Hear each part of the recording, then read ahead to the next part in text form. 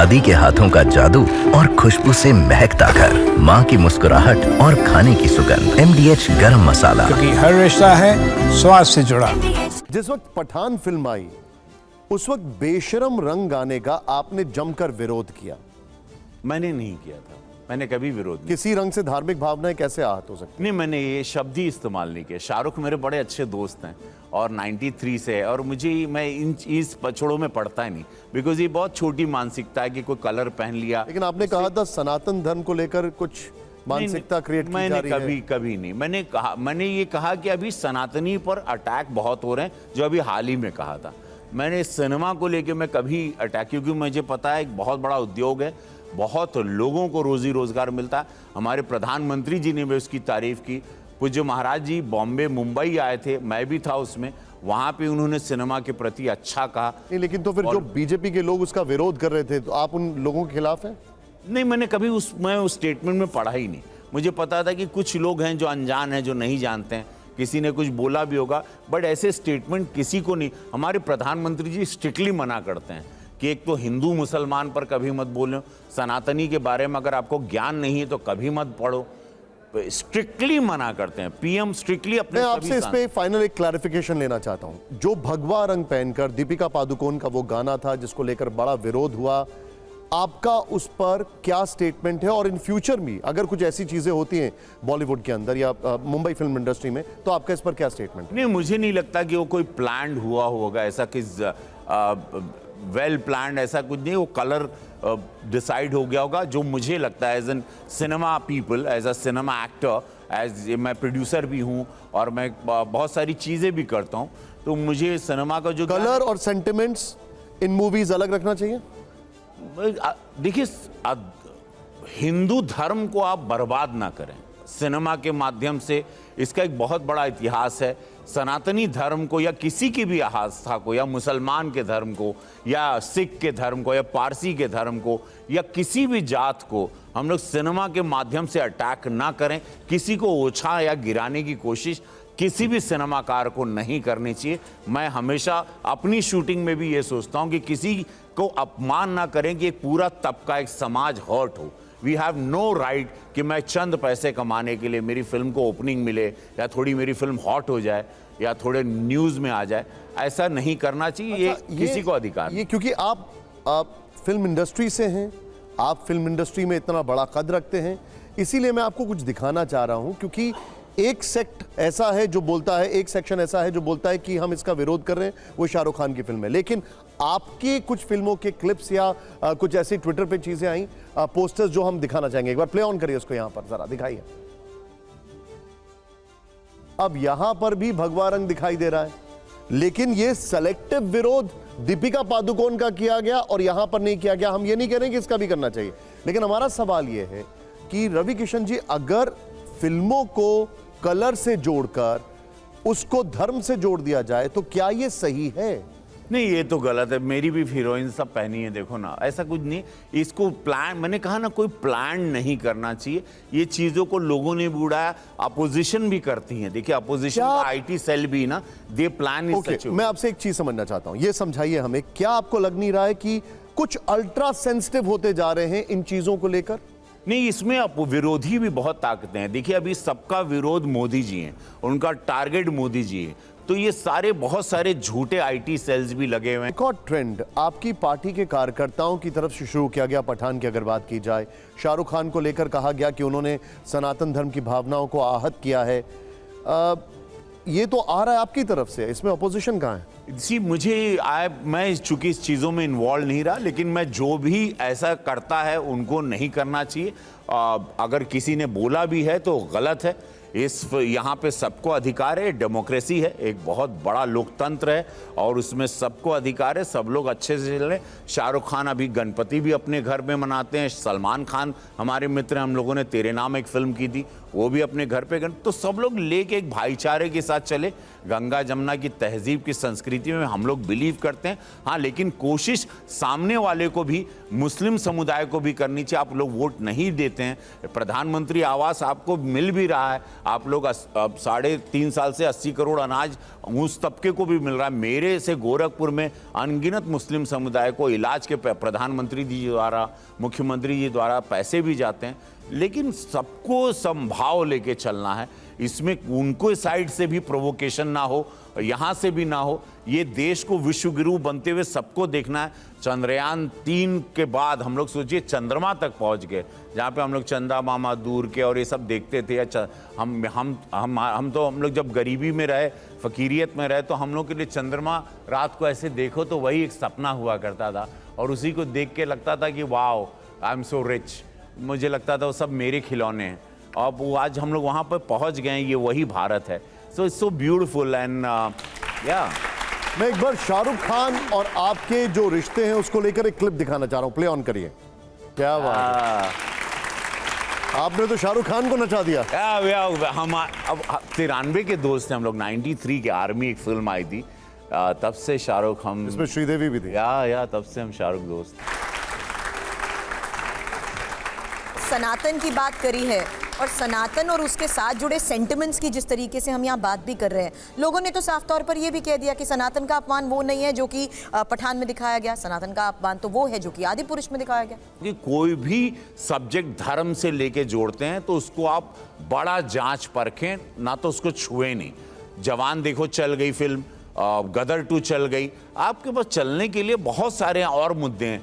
धर्म वाली चीज़ों से जितना बच के रहेंगे उतना अच्छा है। सभी को मैं कहना चाह रहा हूँ, अगर कोई किसी भी धार्मिक फिल्मों में या ऐतिहासिक चीज़ों में या संस्कृति संस्कार में घुस के कुछ क्रिएट करना चाह रहा है, क्रिएटिविटी, तो you have to be very sure कि what you making, otherwise it'll fall flat. आपके पैसे भी बर्बाद होंगे, आपको बहुत सारी बातें भी सुनने मिलेगी, ट्रोल्ड भी होंगे। आपने आदि पुरुष फिल्म देखी, आपका उस पर क्या टेक है? हमने 10 मिनट ही देख पाया। I don't get time to watch because my life is, मेरी ज़िंदगी अब वो नहीं रही जो मैं अपनी फिल्में भी नहीं देख पाता हूँ। अब समय नहीं रहता, चूँकि भारतीय जनता पार्टी के सांसद होना, वो भी गोरखपुर का, 365 दिन पार्टी आपको काम देती है। जैसे कल सुबह, अब मुझे कल रात ही को आया और अब फिर आदेश आ गया कि कल फिर क्षेत्र में रहना है, क्योंकि अटल आवास योजना बहुत बड़ी शुरू। वो 10 मिनट के बारे में क्या राय है आपकी? वो 10 मिनट्स में वो आया ही नहीं। जो देखा ना, 10 मिनट्स मुझे विजुअली अच्छे लगे थे, जो मैंने कहा था कि मुझे 10 मिनट्स अच्छे लगे विजुअल।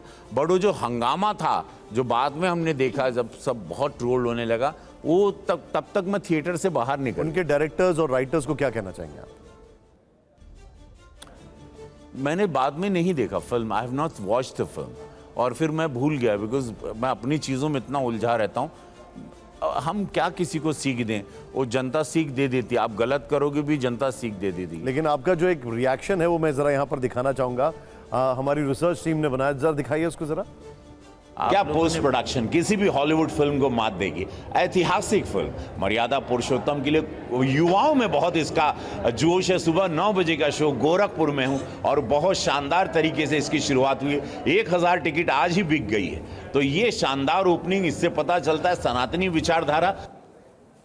हाँ, ये 10 मिनट देख के बाहर आए थे हम। नहीं, लेकिन इसको तो प्रमोशन ही कहा जाएगा जब आप तो 10 मिनट का ये असर था मेरा। जैसे बाहर आया, क्योंकि मुझे बुलाया था, ओपनिंग करना था, और मैं वहां पे कुछ पूजा किया, and then I left out. 10 minute में आपको हॉलीवुड से अच्छी लग गई फिल्म?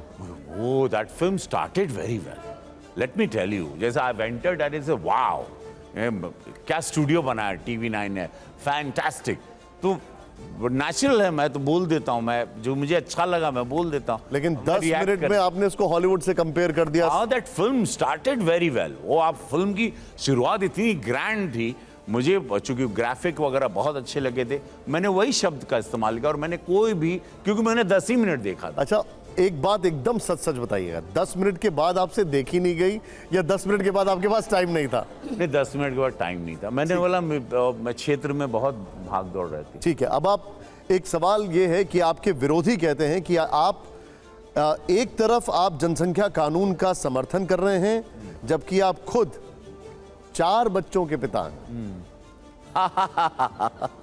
यार देखिए, अब जरूरी नहीं कि उस टाइम पे लोग नहीं बताए, उस टाइम पे ऐसा कोई बिल नहीं आया। अगर उस टाइम पे रोकथाम हो जाती तो 140 करोड़ की आबादी नहीं होती। तो मैं अब जो हो गया है, अब जो मुझसे हो गया है, चूंकि एक पिता के रूप में मुझे पता है कि पालन पोषण करने में कितना कॉन्सेंट्रेट फोकस जाता है आपकी पत्नी का, उस महिला का जो हमारी धर्म पत्नी है, और कितनी एनर्जी जाती है, और आधा जीवन एक माँ का आप लोग को रियलाइज करना चाहिए चला जाता है एक माँ का, और उसको एक बच्चे में ही महिला एकदम उलझ जाती है, और उसको 4, तो बाद में जब मैंने कहा ना बहुत सारी चीज़ें यू लेटर रियलाइज, जब हम पार्लियामेंट में आए, जब हम किताबें पढ़ने लगे, हम बहुत सारी चीज़ों का ट्रांसफॉर्मेशन हुआ मेरा, रियल लाइफ से रियल लाइफ में हम आए तो रियलाइज़ हुआ। और मुझे लगा कि अगर ये बिल पहले आता तो बहुत सारे, अब 140 करोड़ हो गए, अब 180 ना हो जाए, तो ये बिल लाने से जनसंख्या का मैंने रियलाइज किया। एक वो आदमी जो इसको पूरी तरह जानता है, वो एक एक्सपीरियंस आदमी जो 4 बच्चों का पिता है, वही बिल को समझ सकता है, वही सारे लोगों की पीड़ाओं को जान सकता है। 80% देहात है, तो एक्सपीरियंस आदमी बिल लाए तो ठीक है ना, तजुर्बे का डिबेट अच्छे से कर, तजुर्बे का असर। आप मैं डिबेट करूंगा ना। अब मैं एक अलग राउंड की तरफ चल रहा हूं, जरा जोरदार तालियां हो जाए Ravi Kishan ji. Okay, too good. एक सवाल चुनना है, ये रैपिड फायर राउंड है रवि किशन जी। आइए जरा जोरदार तालियां हो। आपको एक तस्वीर चुननी होगी और आपको हमें ये वचन देना पड़ेगा कि आप एक तस्वीर ही चुनेंगे। ये शो अमेजिंग है भाई, मजा आ गया। अब रवि किशन जी हमारे साथ हैं, मैं आपको तस्वीरें दिखा रहा हूं, जरा प्ले ऑन करिए। पहली तस्वीर, और पहली तस्वीर शायद आपको पसंद भी बहुत आएगी। बड़ा भोजपुरी सुपरस्टार कौन है? मनोज तिवारी या रवि किशन? रवि किशन। कौन है? मैं, आप लोग बोलो। जोरदार तालियां हो जाए। नहीं, मैं नहीं बोलूंगा। कौन?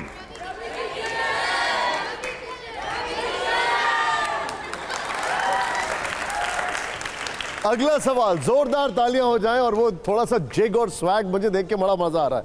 प्ले ऑन करिए। अगला सवाल जरा, बेहतर निर्देशक कौन है, अनुराग कश्यप या करण जौहर? रवि किशन जी आपका। अनुराग। आपको नहीं। अनुराग के साथ मुक्काबाज फिल्म की थी, बहुत ही शानदार फिल्म थी। जरूर अगर किसी ने नहीं देखे, मैं इसमें बॉक्सर था, तो वो फिल्म अनुराग के साथ, of course yes. But Karan also makes his own film. दोनों की दुनिया अलग है। Karan Johar makes a commercial very larger than life film. I like his movie too. But Anurag, चूंकि मैं थिएटर का हूँ, तो मुझे रियलिस्टिक सिनेमा, रियलिस्टिक परफॉर्मेंस बहुत पसंद है, जिसके लिए मैं जाना जाता हूँ। तो अनुराग के, लेकिन इन्हीं अनुराग कश्यप को आप कहते हैं कि वो नशेड़ी हैं? नहीं, बट वो एक, उसने, अनुराग ने कुछ कहा था तो हमने भी काउंटर किया था। अनुराग का कुछ अपना एक्सपीरियंस था, उनको कुछ और बोलना था, वो सब वो अब वो भी शांत हो गए, तो अब उसको छेड़ते हैं। चलिए ठीक है, ओके।